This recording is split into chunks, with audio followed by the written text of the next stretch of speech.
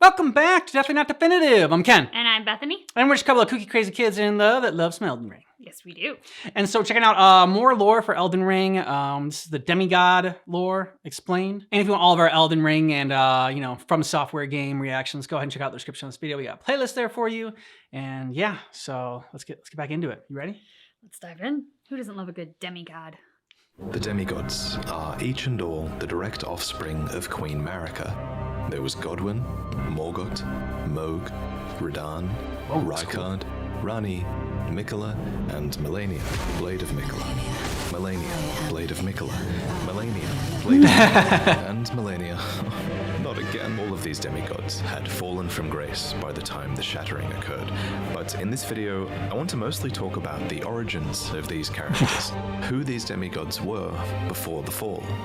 And some of these demigods fell a long way indeed.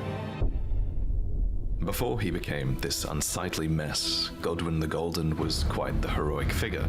He was born of the promising union between Lord Godfrey and Queen Marika, and he achieved great renown for his bravery in one of their wars at least, the War of the Ancient Dragons. This war began when Gransax, a great ancient dragon, rained calamity down upon Leyndell, marking the only time in historical record that Leyndell's walls had fallen. It's not clear why Gransax first attacked, but fortifying themselves against lightning, the Knights of the Erd Tree weathered his assault and Gransax was defeated. However, this was only the beginning, and a bitter war against the ancient dragons was to follow. During this war, the Erd Tree Sentinels had an epiphany that the only way to truly protect the Erd Tree was to become dragons themselves. And so, despoiling the corpses of their foes, the grotesque Sentinels served the Erd Tree, but fought with the claws of the enemy instead. In the end, the ancient dragons were routed once again. In a graveyard of swords by the Stormcaller Church, the end of the war is commemorated. Here, we learn that during battle, Godwyn the Golden defeated Fortisax, called the mightiest dragon of them all. However, he did not kill Fortisax. Instead, he befriended him.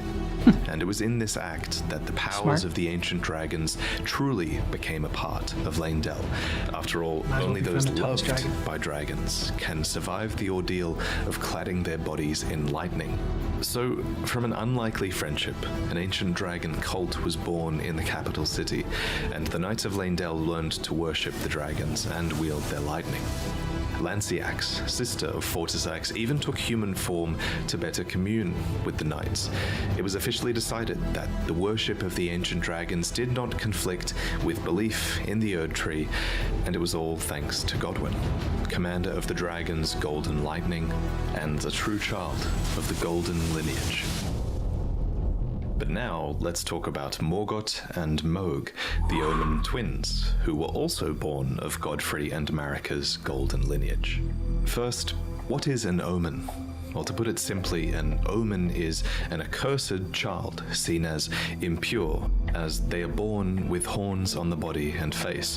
When this happens, the correct thing to do, culturally at least, is to cut off the horns of the omen, an act which usually causes them to perish. It's pretty messed up. Yeah. But some omen do survive this process, and some omen are even given a cleaver, crafted specifically for them and awarded as a tool of war, although these weapons are bestowed with a readiness to take them away. We find one such omen in an Erd Tree camp upon the Altus Plateau. Before you fight it, you might have noticed another omen nearby writhing in its sleep. It's said that omens see evil spirits in their nightmares, and I think this omen is dreaming, haunted by the vengeful spirits of its accursed kin. This brings us to the Omen Killers, who are horrifying butchers of twisted conscience. They wear these horned masks that make a mockery of the Omen's nightmares, and these butchers hunt the Omen and amputate their horns. The first Omen Killer was named Rollo, a famous perfumer who had to imbibe a physic to rid himself of emotion so that he could better perform his tasks. Remember, it seems many Omen have their horns excised when they're very young. That's definitely disturbing enough to warrant an emotion-killing physic in my book. However, if the omen is born of royalty, then their horns are not cut off, but the omen is kept underground, unbeknownst to anyone, and imprisoned for eternity. By way of example, you would have seen all kinds of omen confined to the sewers beneath Palmdale. But why are omen considered to be accursed in the first place? Some of them are clearly intelligent, so what's inherently wrong with being born with horns and great strength? Well, it's important to remember, I think, that this curse might only really exist in the context of the Golden Order. After all, those afflicted with omen horns are not able to return to the Erd Tree for rebirth, and are said to be born outside of its grace. But why does the Golden Order disavow the omen, then? Well, it's hard to say for sure, but my working theory is that it's to do with the Crucible. According to this ancient incantation, horns were once an aspect of the Erd Tree's primordial crucible, where all life was once blended together. And with the exception of a couple of Crucible nights in and around Palmdale, we know that the Golden Order has started to distance itself from most things that touch upon the Crucible. While things like horns, knots, feathers, and scales once grew on the human body and were considered signifiers of the divine, now they are disdained as impurities as civilization has advanced. We learn this from the knot, scale, and feather talismans, all of which are guarded by omen, or dropped by omen killers, no less. Unfortunately for the Order of the Erd Tree, these once divine impurities seem to crop up in some births, whether they like it or not. Almost like it's a genetic trait, as if it touches upon the crucible at the root of the Erd Tree. And so you have to ask, is it really a curse to be born as a graceless omen? Well, as with most curses in these games, I think that depends on your perspective.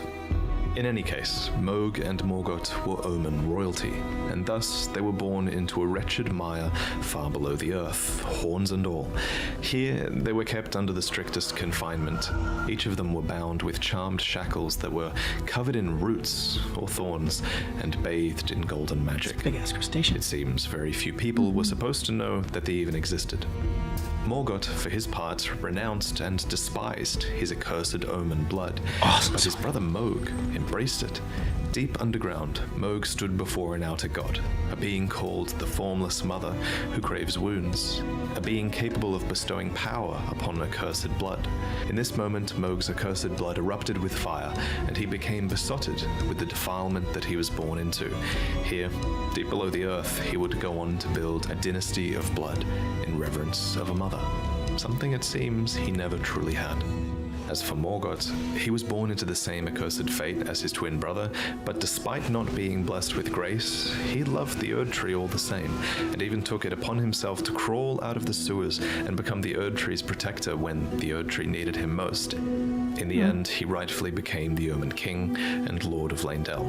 Omen or not, he was, after all, born of Godfrey and Marika's golden lineage.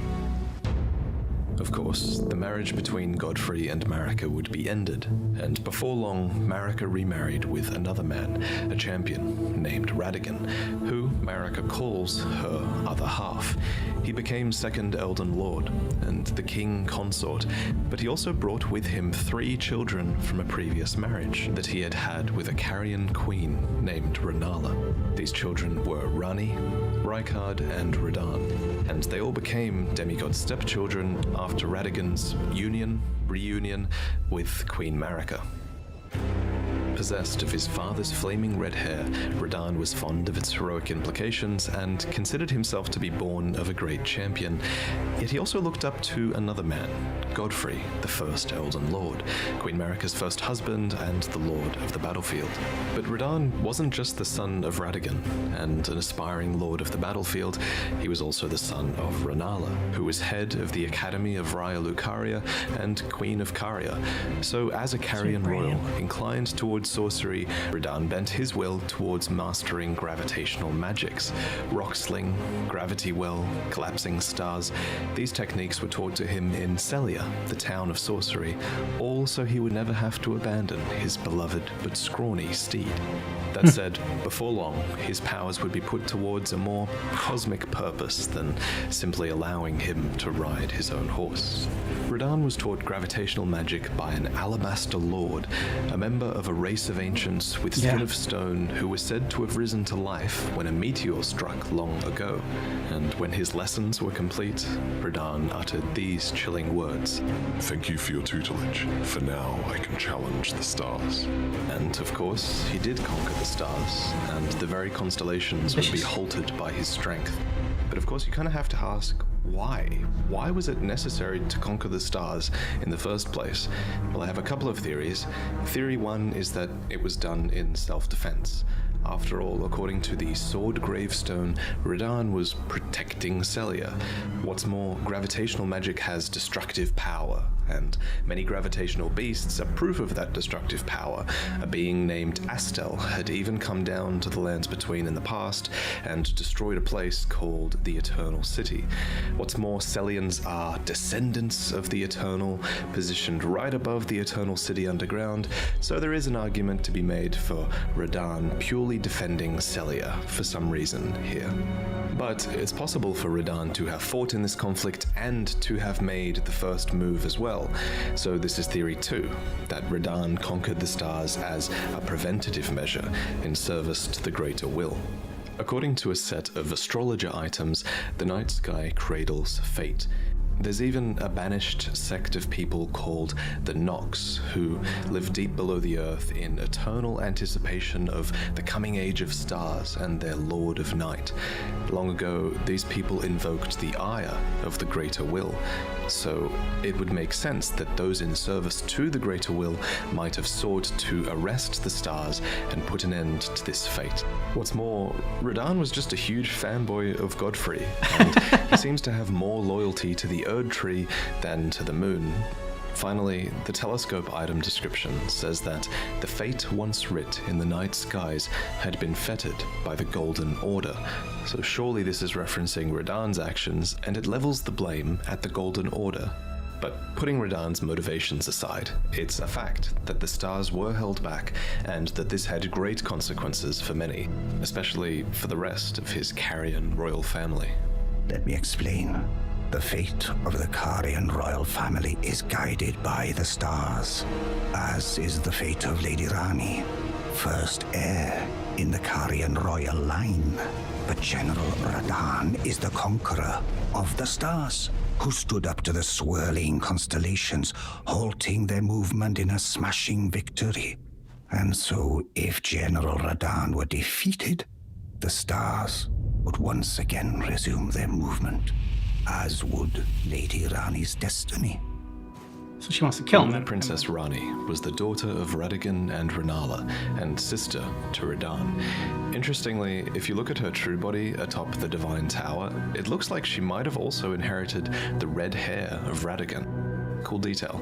But unlike her brother, Radahn, she quite clearly took after her mother more, who was Renala, head of the Carian royal family. The House of Caria has this storied history, one that seems to go way back to the astrologers. In the Carian Manor, we find one of their treasures, the Sword of Night and Flame. It reads, astrologers who preceded the sorcerers established themselves in mountaintops that nearly touched the sky and considered the fire giants their neighbors. Renala herself was an astrologer, always chasing the stars in her youth. Then she met the full moon. And, in time, the astrologer became a queen, establishing the House of Caria as royalty. Caria appears to have a matriarchal hierarchy, with multiple princesses and Carian knights that serve as their retainers. Now, however, there is only one princess, Rani, daughter of Renala. And at the time of her birth, she would have been set to inherit quite a lot of power indeed, for the Carian royal family was at its height, and her mother was not only queen, she was also head of the Academy of Raya Lucaria, having bewitched them with the enchanting power of the full moon. Leading the young Rani by the hand, Renala guided her daughter to a meeting with a moon of her own. What Rani beheld was cold, dark, and veiled in occult mystery. A dark moon, a sort of twin to Renala's own full moon. You can even see both of these hanging in the sky if you stargaze from the heights of the Moonlight Plateau. Another who guided Rani was a character called the Snowy Crone, who the young Rani encountered deep in the woods. When you look at Rani, it's actually the likeness of this snow witch that you're seeing, as the doll that now houses Rani's soul was modeled after her, probably as a sign of respect. Clearly, Rani looked up to this mysterious woman. She became Rani's secret mentor, and she even knew about the Dark Moon, teaching the young Rani to fear it as she imparted her cold sorceries. So, what do these moons represent? That's just a theory, but I think the moons kind of act as guides. The lost black moon of Noxtella, for example, was the guide of countless stars. What's more, Rani and Renala were heavily influenced by their moons. Renala's moon bewitched the academy that she became the head of, and Rani's dark moon, for its part, also imparts wisdom and leads a voyage in the Age of Stars ending. They could even be outer gods. And yet, for all of this guidance, Caria and Leonia as a whole have experienced steep decline. Radagon betrayed the House of the Moon. Radahn locked the stars out of motion. The Academy town is flooded to the north. Caria has been ruined in the west, and the stars and moon have gone their separate ways. Nevertheless, Rani, last princess of Caria, remains, carefully setting new plans into motion. Sibling to Rani and Radahn was a man named Rykard, who was lord of the Volcano Manor. There is evidence that Rykard was friendly with his siblings. He conspired with his sister Rani later on, and there's even a portrait of Radahn hung in the Volcano Manor, as well as a portrait of Rykard himself before the fall. Item descriptions mark Rykard as stern, ambitious, heroic, and blasphemous. A part of this blasphemy was opposing the Erd Tree, which actually drew many knights to his banner, for Rykard believed in taking by force, just as the gods did, and clearly many believed that he would usher in a new age. The armor set of the Gelmir Knights reveals to us what were once very loyal soldiers. The crest of red feathers are there to symbolize Rykard's pedigree as Lord Radagon's son, and the emblem upon their chest piece represents a lord who had lofty ambitions. However, as Rykard delved into the ancient secrets of Mount Gelmir, he came across the immortal Great Serpent, an ancient deity that aligned with Rykard's ambitions. And so, Rykard fed himself to the Great Serpent so that he might devour, grow, and live eternally. Alas, this was too much for his knights, and they believed that their master's heroic ambitions had degenerated into mere greed. So they searched desperately for a weapon with which they might halt their lord, and they found it too. The immortal serpent had lived for a long time, and so there was also a weapon to kill it that had been designed long ago as well, a serpent hunter. But it was too late. As the Lord lost his dignity, so too did the knights lose their master. Not that it bothered Rykard. Now we can devour God together. You don't. Yeah. I think so. Next, we need to discuss Melania and Mikola. These two were twins as they were born. Please. Anyway, as you know, Radagon's marriage with Renala did not last. Afterwards, he returned to the Golden Order and became Queen Marika's consort. But what I haven't yet mentioned is that together they were blessed with two demigod children, the so-called twin prodigies. Now, in the last lore video, I briefly proposed that these two twins were born after the Shattering, after Radagon and Marika had merged together to become a single god. However, I've since changed my mind. I think Melania and Mikola were clearly born before the Shattering. There's just so much proof that these two twins were a force that were influencing the world long before the Shattering took place.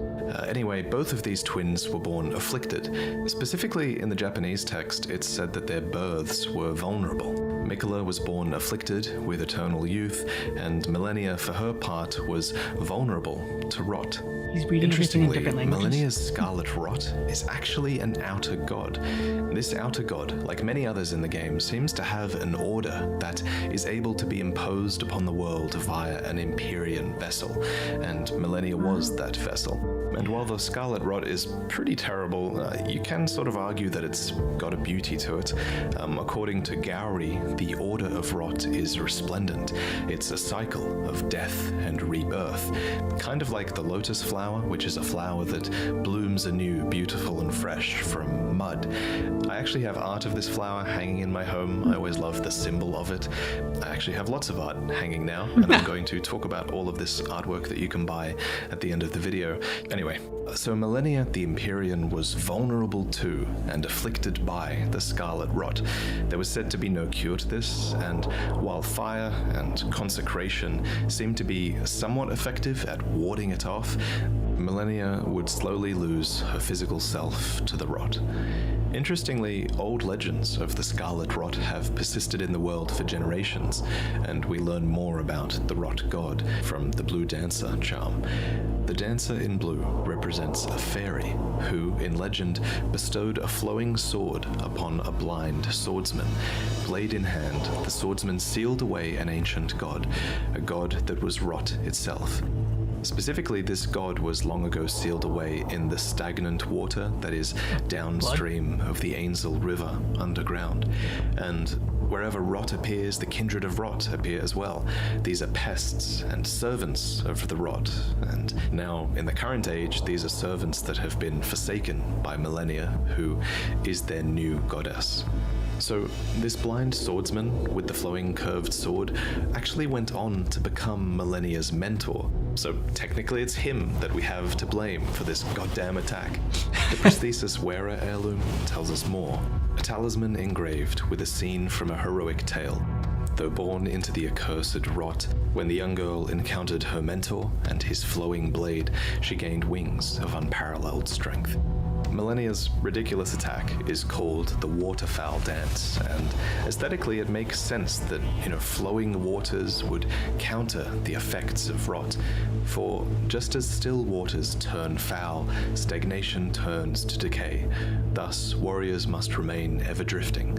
And indeed, Millennia does resist the call of the rot. There's a lot of evidence that she's not really a willing vessel, but through sheer will and sense of self, she resists the rot, and only when she is truly pressed in battle will she abandon this will and bloom into the goddess within.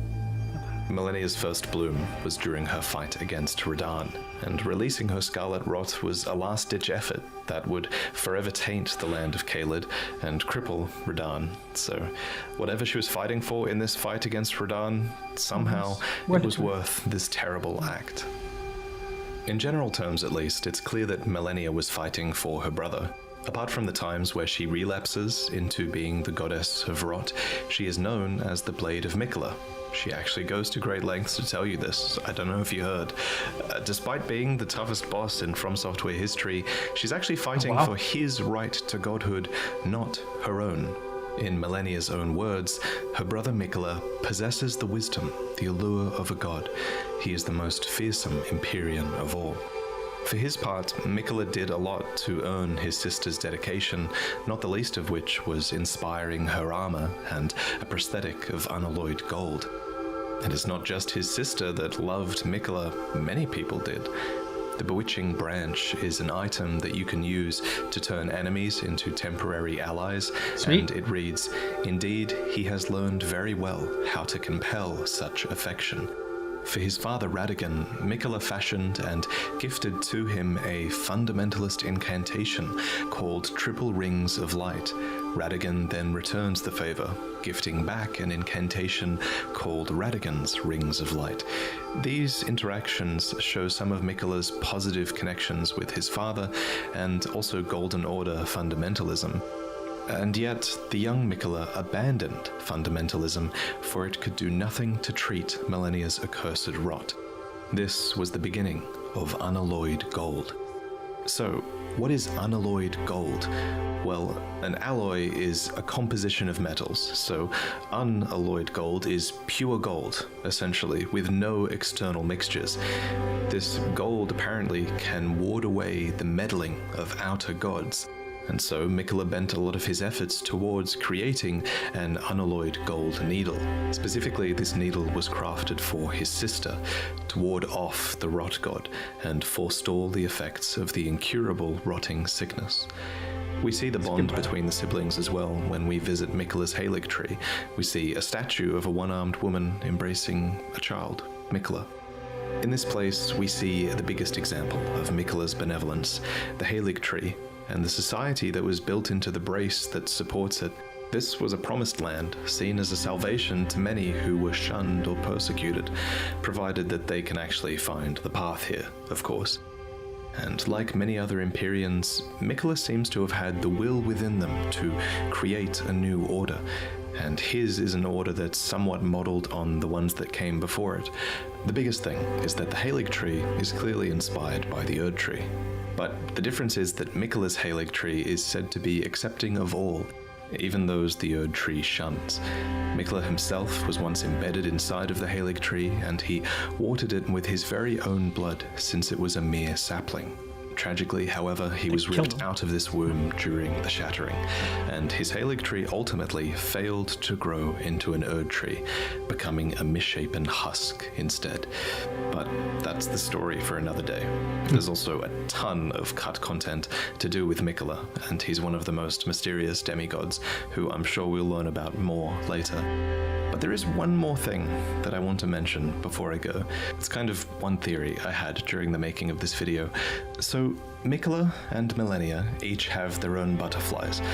Millennia's is the Aeonian butterfly, which inhabit the swamp of Aeonia and are rumored to come from the wings of the rot goddess herself. And I think it's fair to say that Miquella's butterfly is the nascent butterfly, which appears as if it's just emerged from its cocoon for its entire life. This is a reference to Miquella's eternal youth and his cocoon in the Halig tree. But there is, of course, a third butterfly, right? There's the smoldering butterfly. It's said to be an eternally burning butterfly that serves as kindling. Now bear with me, but it's my theory that this butterfly is a reference to Melina, who the Blade of Calling calls the kindling maiden and the one who walks alongside flame. This might suggest that Melina is a sibling to Millennia and Miquella. Again, that's just a theory, but what I really want to talk about here is that, at the very least, Melina is almost certainly the daughter of Marika.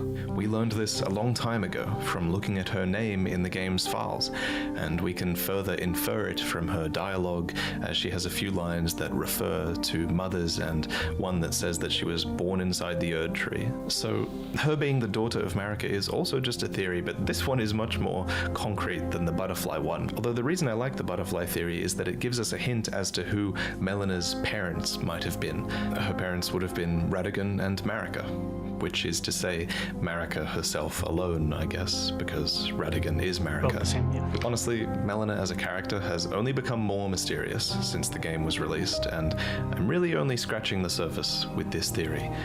But speaking of times before Elden Ring was released, back then, a long time ago, I commissioned this piece from a renowned artist named Marco, and now I'm so excited to reveal it for the first time.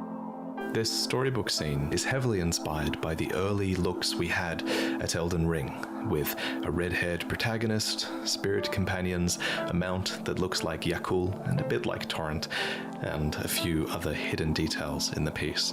This piece and all of my other prints are now available over at Spring, where you can actually buy them fully framed and ready to hang. They actually ship with a beautiful frame. The frame itself is a nice black satin finish, and you can even opt for a white border around the print, which I think looks really classy in certain cases. I think these posters are a cool way to support the channel and artists, and for you to actually get something in return that will make your room look better. So check out my prints if you're interested, but this is the end, and thank you for watching. I'll see you next time. That's pretty cool. Okay, so Elden Ring, I mean, it looks so beautiful, and like the creation that they have for all the characters, and like the the creativity for it all is fantastic. And obviously Badi does a great job explaining it all. He's got a great voice for narration, we've said before, and a lot of respect for him for doing a deep dive into all this and sorting it all out and putting it in a way that's like, I don't want to say it's easy to understand because I mean, this is like a very complicated subject for Elden Ring, but like makes it a lot more digestible and easier to comprehend. I feel like I need sort of like a Game of Thrones adaptation for Elden Ring so that I can like get really immersed in the world. Like right now, it's so interesting, but it really feels like I'm almost like I'm reading a textbook on it. And I don't mean that in like a degrading kind of way, because like a textbook on a subject you're really interested in can actually be quite fascinating. But it's like I've read about characters who are very interesting, but I haven't met them. Like I haven't seen life breathed into them in that way. That I find this subject matter so interesting and these characters so compelling. I mean, Marika's fascinating characters. The demigods we just learned about are incredible. Yeah. That I find it interesting so much so that I would love to see life breathed into it in some sort of... Well, I mean, it is a video game. Yes, but I mean, like, I'm talking like, I want to see HBO Max do this, basically. If you've caught some of our other stuff, we did a playthrough of Last of Us. And we're now watching, of course, the show that they've turned it into. And what I love about this show is that it takes characters that I got to know through the video game, and it takes their stories even further. It enriches it so much more. There is subtext within the show that wasn't necessarily apparent within the video game, because that was just something that, like, that's no knock on the video game. It's something the video game cannot do because it's focused on the action.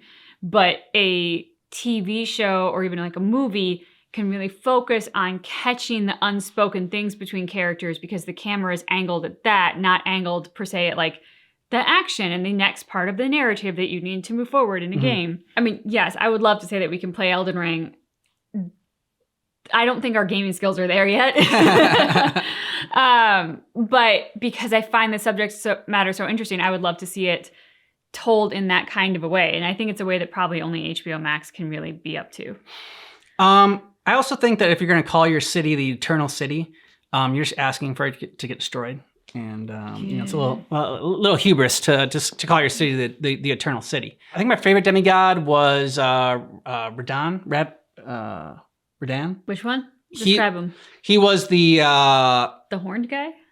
The son of he wasn't one of the Horn brothers. The guy that controlled the stars. Okay. And like made the stars heal and put them under his thumb.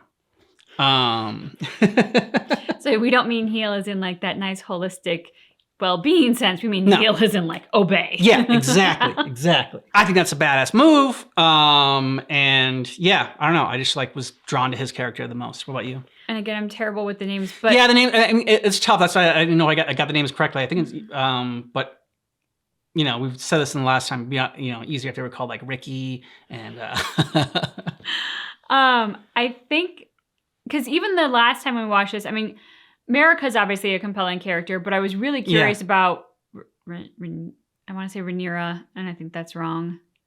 Which one? The one that the guy left for Marika. The guy that was Marika, but then left the wife, the Carrion Queen. I find her very interesting. I would love to know more about her. And so by extension, I find her daughter very interesting, the last princess. Yeah, I thought that's the one you like.